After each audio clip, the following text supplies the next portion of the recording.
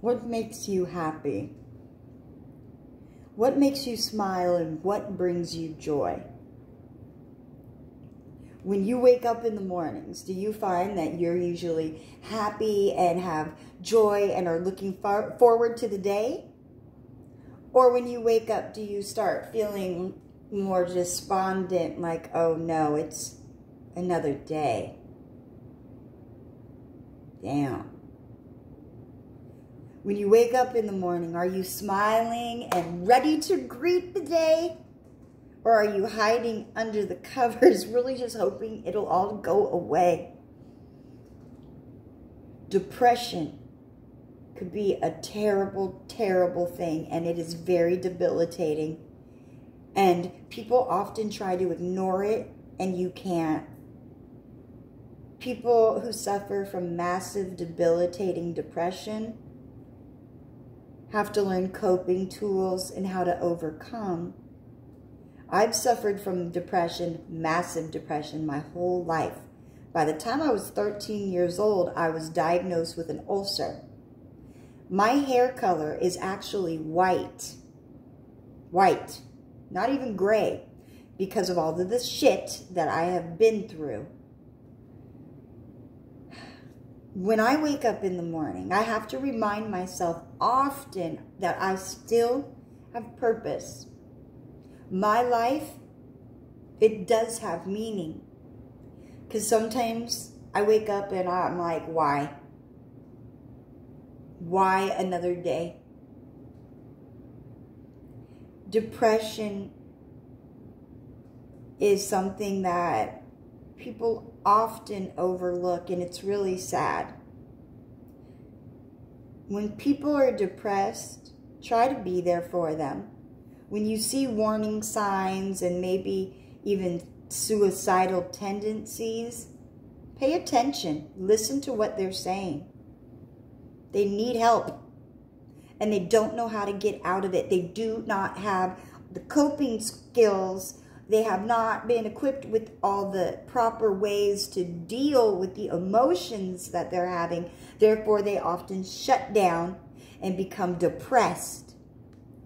Because people don't know that they are actually overcomers and not the shit that they think they are. Depression, I've had a lot of bouts with it, and I've tried to hurt myself before when I was younger. So I understand depression. I've had debilitating depression my whole life. And I'm working on it, and I'm getting better. Now, I struggle sometimes with a little bit of passive-aggressive behavior. But usually when I'm being passive-aggressive, I'm right in what I'm saying. I am certainly right, but my delivery is wrong. Sometimes I got to work on that. I have the information, and I know what's up. But I will passively-aggressively throw this information towards somebody, maybe because of the attitude that I have that day. Wrong response. Just because I am depressed, it doesn't give me the right to be an asshole to other people. Just because I'm suffering an internal battle doesn't mean I have to go yell at you or put you down or talk shit about that person to try to deflect from my own emotions and push my trauma and my issues off on somebody else. Don't do that. That's not okay. It's hard to deal with when you have depression.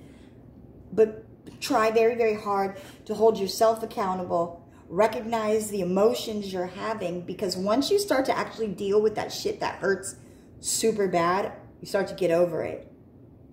People often catastasize their lives. This is an actual disorder. I'll talk about it a bit in another video. I'm learning a bit about it, and I find myself to be someone occasionally who's done this, where someone who catastasizes something is someone who is constantly negative, no matter what.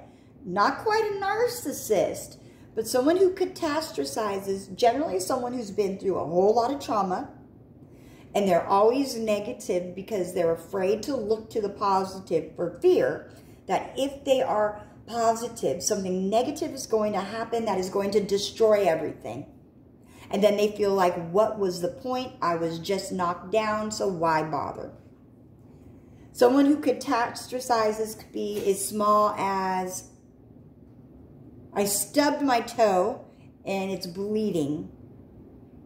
Shit, I stubbed my toe on the sidewalk and now it's bleeding. I'm such a klutz. I can't do anything right. Oh gosh, there's blood. Look, people are probably looking around thinking I look stupid right now. Oh, everybody must have seen that I tripped. Like the spotlight is on me and now everybody knows that I am dumb because I stubbed my toe. Now my toe is bleeding. Oh my gosh, my toe is bleeding. Now I might have to really watch it because I could get an infection. Something could be wrong. I'm probably gonna have to go to the hospital. I bet when I get there, that doctor that I get is going to be the worst doctor there. Not going to know how to treat my injury. Hell, for all I know, it might actually just be the medical student who's going to give me the wrong medication. And then you know what? There goes my toe. So not only am I stupid and I look dumb and I'm embarrassed, I just lost my foot. The whole foot probably just went. That's how that process goes. It's just a downward spiral. No matter what you say, you have a negative thought that nothing is going to work. There's no way to overcome. You just feel that beaten down. That is catastasizing. Not everyone's out to get us, but it feels that way sometimes. Sometimes you'll come across people who just don't know how to cope with the depression that they have. And you could see it. But you're not sure, how do you help that person if you see them in that situation? Because it can be hard dealing with people who are depressed or who have disorders, because people will often walk around on eggshells because they're not sure how to approach the person. Because based on how that person is feeling in the moment is probably how they're going to treat you. Not necessarily how you should be treated, but whatever emotion they're going through, they're going to project that out, and that is the response you're going to get. Be compassionate when you see people who have past traumas. Help them try to be aware of it, but be kind. And look for warning signs. If you hear somebody say that they're going to hurt themselves, try to help them. Try to get them the assistance they need, or listen to them. A lot of times people that are overlooked actually end up hurting themselves. I have several friends who had committed suicide. One, I couldn't believe. I was young. I was like 13 or so. He told me at school that day, it was a Friday, he told me he was going to kill himself. But he said it in a joking manner, and I didn't take him serious. And he was like, I'm going to kill myself. Goodbye.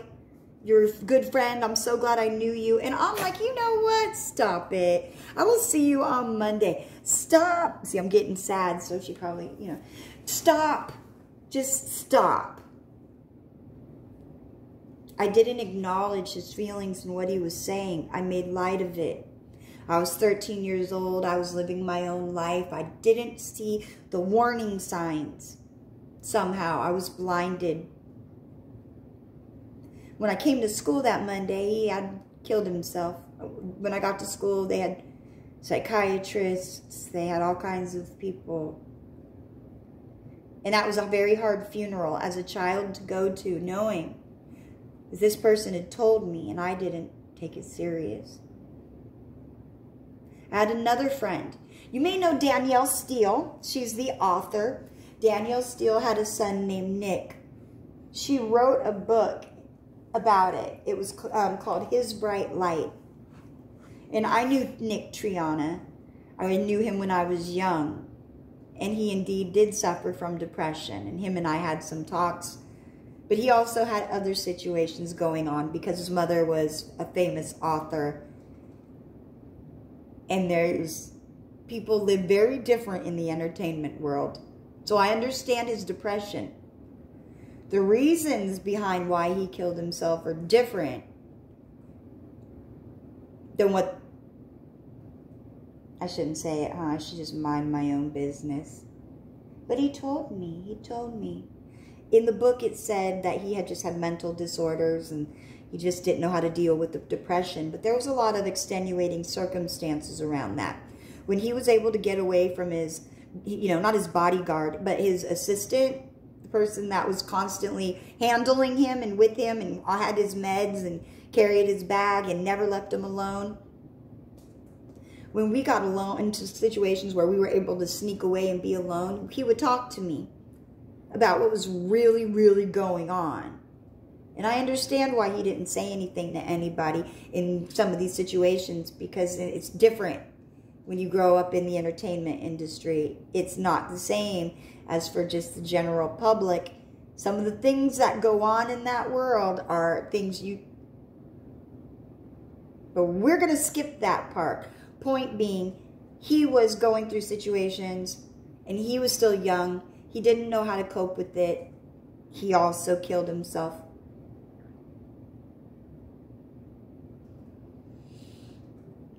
Pay attention to the signs and pay attention to yourself.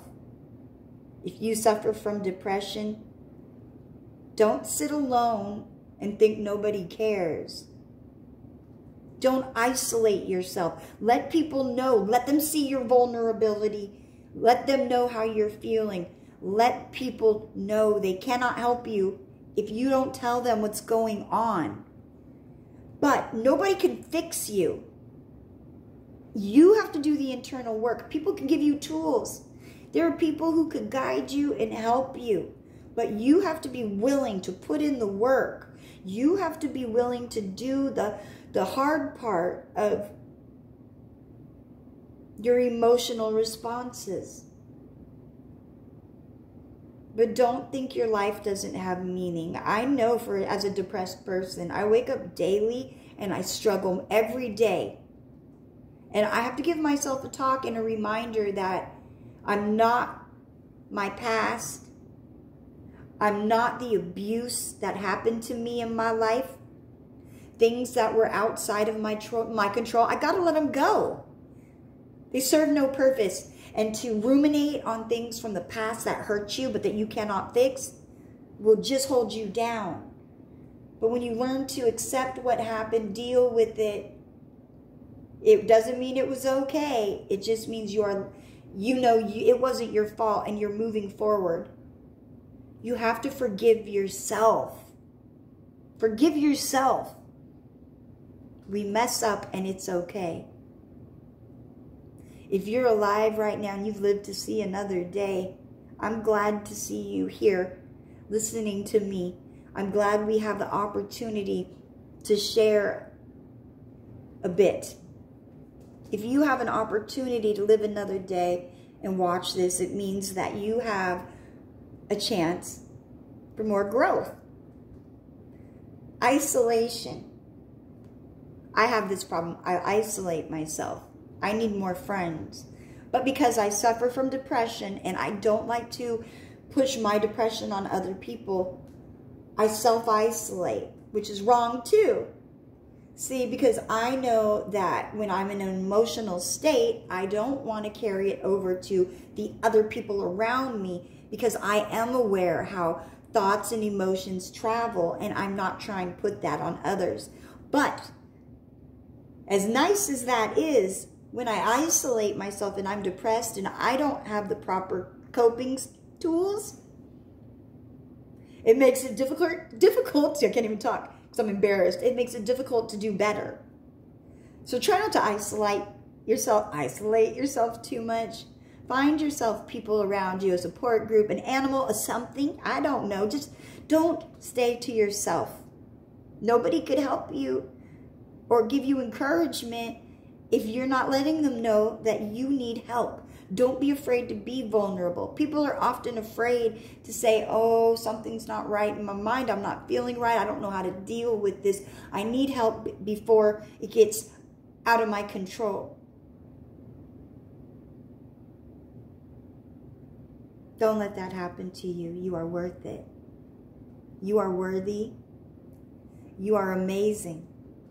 The purpose that is still ahead of you in your life that you cannot see that's out there, the people you could help just by being yourself every day. You don't have to do anything spectacular, but be there.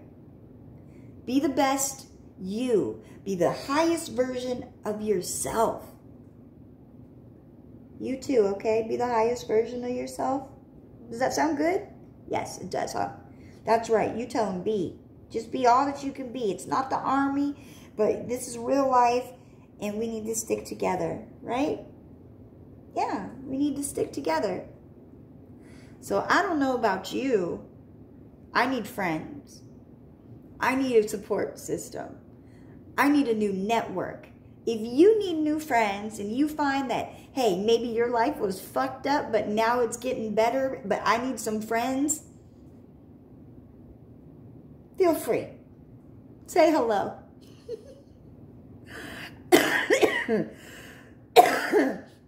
Oh my, pardon me. Pardon me, huh? Oh my goodness. Anyways, everybody, I hope you have a great day. Stay blessed.